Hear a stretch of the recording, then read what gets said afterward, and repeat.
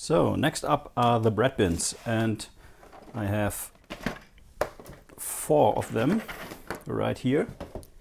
I did have in my lifetime, I guess, about 100 of these.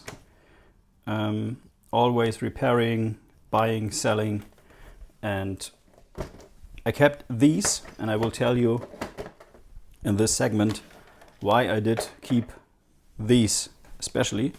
I got one boxed. And when I started collecting, I guess around the year 2000, my main goal was to get my my childhood setup back. It's a bit like the stuff Jan Bieter did with his videos where he recreates his childhood setup. And I actually did this just a few weeks ago, and I will show you the setup at the end of this segment. And I did get this boxed C64. This, by the way, is a German box. Don't know if you ever saw a German box before. Wait, closer. And it says Commodore 64 microcomputer, high-res color graphics and music synthesizer. And on the back, it says the versatile microcomputer for job and education, and it shows you the various things and ports the machine has. Never really get why they put the power supply on there, but who knows. Yeah, so this is the box. Let's have a look inside, and we have that paper sleeve, and then we have a styrofoam box which does feature the Commodore logo, and inside we have a power supply. There normally is also an AV cable, and I have this rather good looking Breadbin. It's a standard keyboard, standard C64 keyboard, gray F keys. It's a made in UK model, but sold in Germany. Serial number UK is UKB 1022147. Standard joystick, standard power supply, all pretty standard. It's pretty good looking, and if you compare it to my other Breadbins, like this one, I think you can see that this comes through it on camera. It does have a different shade of gray or beige, and this looks pretty much like my childhood C64, and that is the reason why it's in this box. We got a user's manual, which is a little crusty, but right now I guess it's the only one I have, and it's torn here, but these can be acquired for very cheap. And we could look inside, by the way. Let's do this. Let's take a look inside. So this is, if I recall correctly, a stock machine. And I wanted to keep it this way because my C64 back in the day was also a stock machine with no reset button or anything like this. I do recall very vividly that one day we wanted to play the Rocky Horror Picture Show, the game. And in order to do this, because it was a cracked version, you had to reset the machine after loading the game. So the reset would start the game. And a friend of mine told me that he knew exactly which pins on the user port to connect to make a reset with a paperclip. And he did that, and it just went pew, and the machine was gone. And I had to wait 6 weeks to get the machine repaired. And that was pretty much my starting point into repairing computers, or at least the idea of being able to repair computers. And this is pretty much why I got into this whole repair thing in my 30s. And because this traumatic episode, having no computer for 6 weeks, made me do this. So let's have a look. Yeah, it's a totally stock machine, but it does actually not have its original board. It does have a 250469 board inside. And if I recall correctly, the only thing I did repair on this board is the power switch. This was a machine that was sold for parts because it didn't turn on, and if I recall correctly, I just had to replace the power switch, which I have had 4 or 3 or 5 times on different machines.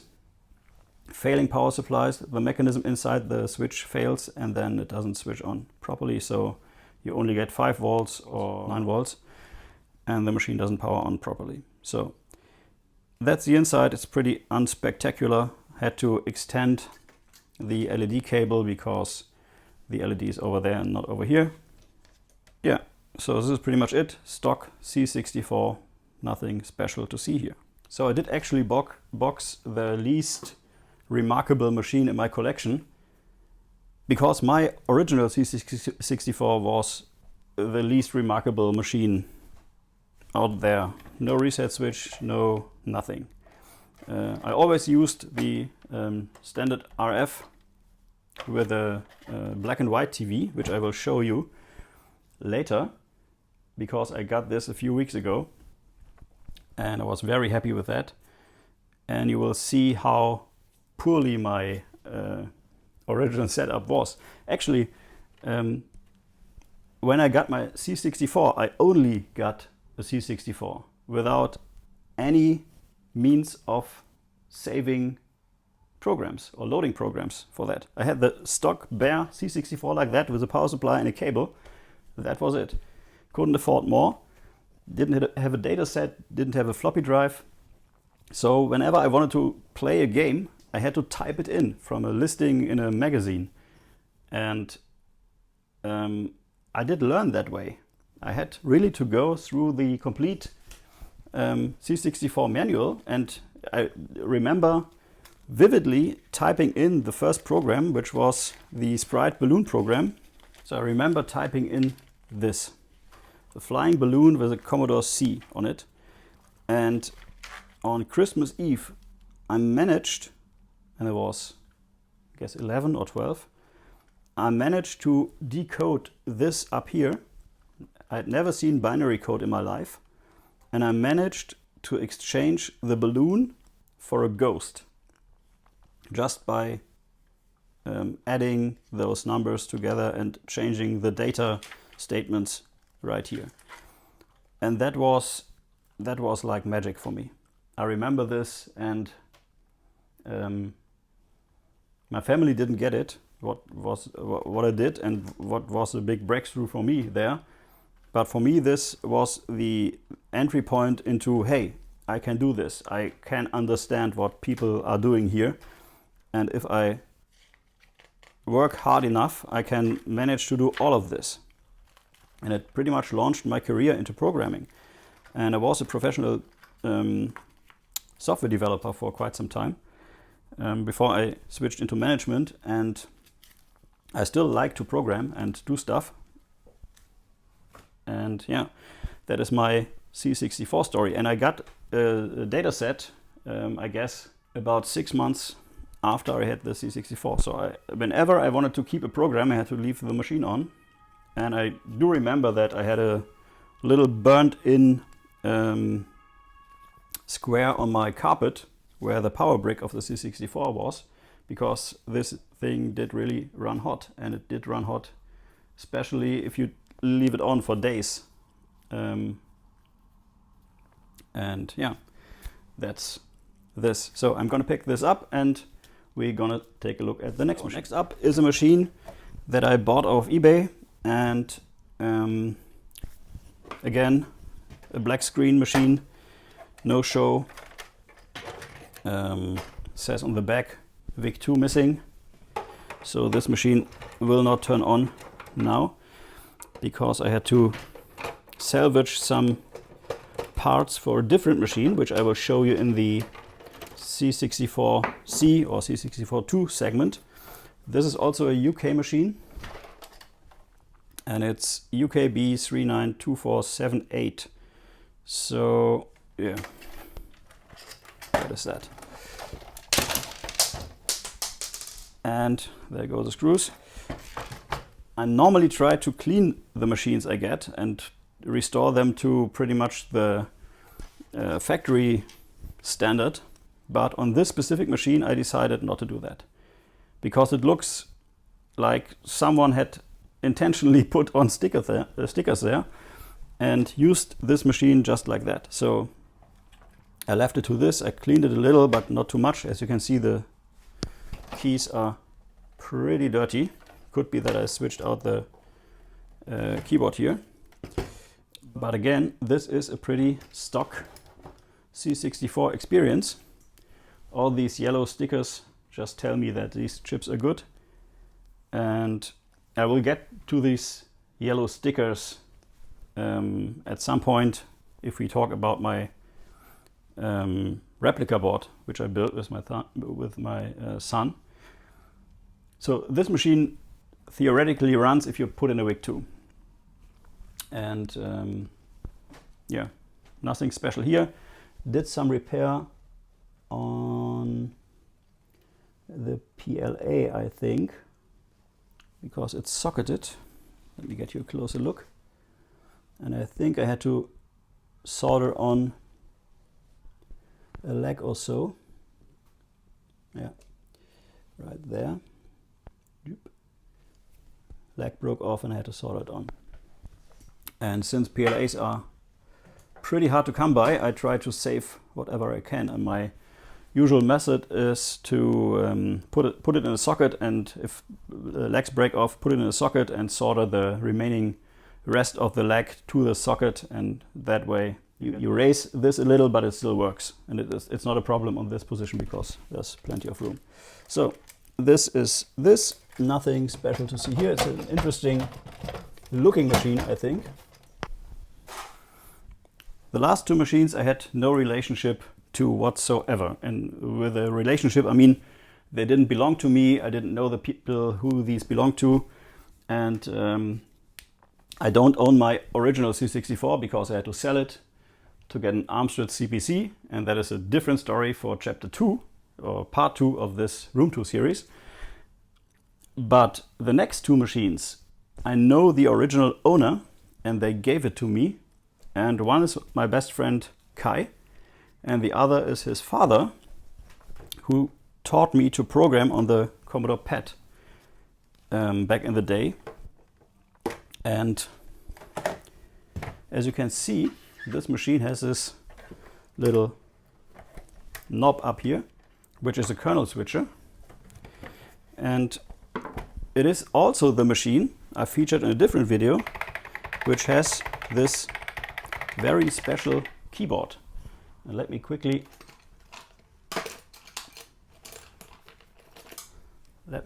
take off one of the keycaps so you can see what I mean. See?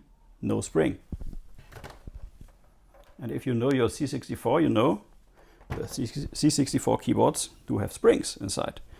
And that one does not, or it does, but the spring is inside the key mechanism. So you can, this is a perfect board to clean and to switch keycaps because you don't have to fiddle with the springs. So this is, in that regard, a very special machine, and I love this keyboard. It does have not so much travel as the normal C64 keyboard, but I still like it because you can type very fast. This machine does indeed work. It did work when I got it. Didn't have to do any repairs. So let's take a look inside. And I did leave it even with the dreaded cardboard shielding. And this is like this is how all the German C64s looked inside. They didn't have the metal shielding the American C64s have. They just have this cardboard shielding. And I did actually heatsink the main chips, and here you can see the kernel switcher. Let me get you a closer look. So this is a 250425 board, which is not one of those super common boards. And the chips say they are, let me check, from 85, so week 49 of 85. So this is for Germany a relatively early machine, and it says 84 here. Yeah, nothing special to see here. I think I removed the housing of the VIC2. Here's the kernel switcher, which connects to this. And it's just a machine I really like. So we can turn this on and take a look at the screen, which kernels are in here. And we should do that now. Set up the 1702 with the machine. Let's switch it on and see what it does.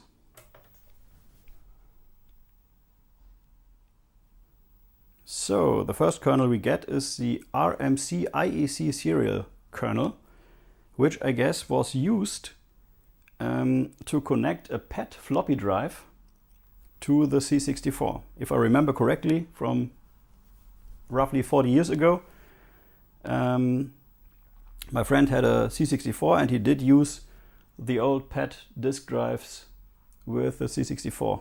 I could be wrong about that. It could also have been a 1540, I guess. Something like this. So this did have a special adapter, I guess, to plug into the, I think, user port or expansion port, not quite sure. So that's the first kernel on here. Let's check what the other is. And there we have the standard Commodore BASIC kernel, nothing special here to see. So this is that machine, special kernel. If any one of you knows what this kernel is for or needs this kernel, I can dump this. I have an EEPROM burner freshly from AliExpress, so I can make use of it. If you want it, just let me know. So next up is my last Breadbin machine, and this also belonged to someone I knew. It's either my best friend or his father, and that machine is a 250425, and it should have a Plankton PLA inside. And it also has a switch on the back, which I don't quite recall what it does. I guess it has a kernel switcher too. So this is actually a German C64, WGC, WG standing for West Germany, 275234. Let's have a look inside. It does have the standard C64 keyboard. And as I said, at some point I had literally hundreds of Breadbin C64s, but I had to make room and make some money, and so I did sell them.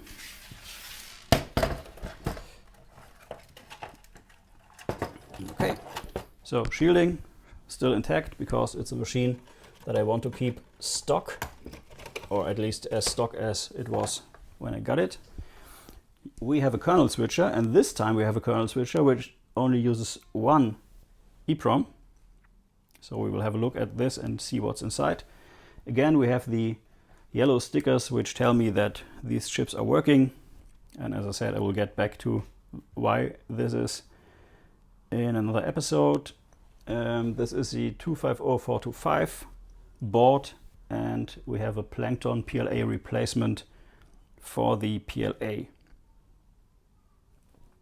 Nothing else to see inside here. As you can see, the VIC2 is untouched. Still the metal plate on top.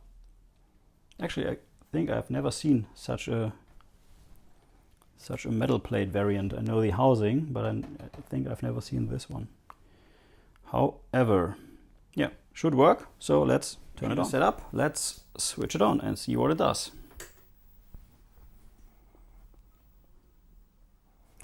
Okay, that is quite unremarkable. It's a standard C64 basic prompt. And I think we should switch the switch. Let's do that and see what it does now. Oh, and we get a Dolphin DOS 2.0. Okay, so this at some point seems to have had a floppy speeder inside and a matching adapter, I guess. Yeah, that is that. Okay, so these are my 4 Breadbins I do own right now. And as I said, 2 of them are from eBay and 2 of them I have a real attachment to because they belong to people I know. I did actually have all the Commodore home computers like the VIC20, C64, C16, 116, plus 4, complete in box at some point in my life. But I did sell them when I needed room and divorced my first wife. And I just kept what I really needed. And yeah, these are the 4 machines I still have, plus the C64 Cs, C64 2 machines, which you will see in a different segment of this video. Now I want to show you my original setup from back in the day. So this is what my desk looked like as a 12-year-old. I had this stock C64, no disk drive, no dataset. I did have the dust cover, I think, without the crack on the side. And I had exactly this black and white Sharp TV, which also featured a radio and a cassette player. And I had to connect over the RF modulator, so the picture was shit as hell. And I will show you now. C64 is running, and to switch on the TV you had this little switch up here where you could select radio, tape and TV. I will switch to TV. And that should bring up a picture. Oh, and see, there it is. And it looks blue on camera, but it's actually grayish. And to get this picture, I had to turn this knob down here.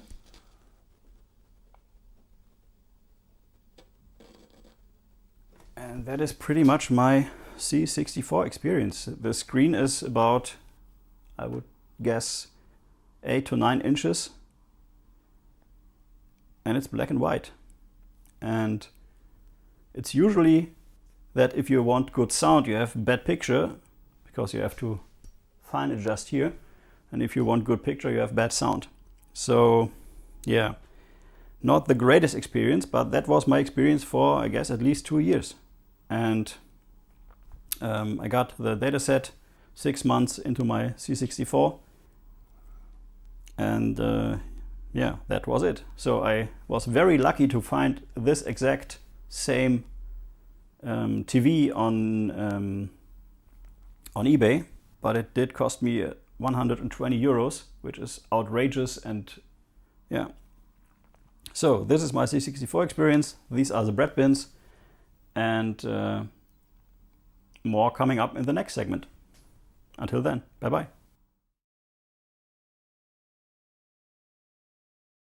This is Retro is Your New Black. If you are new to the channel, please like and subscribe.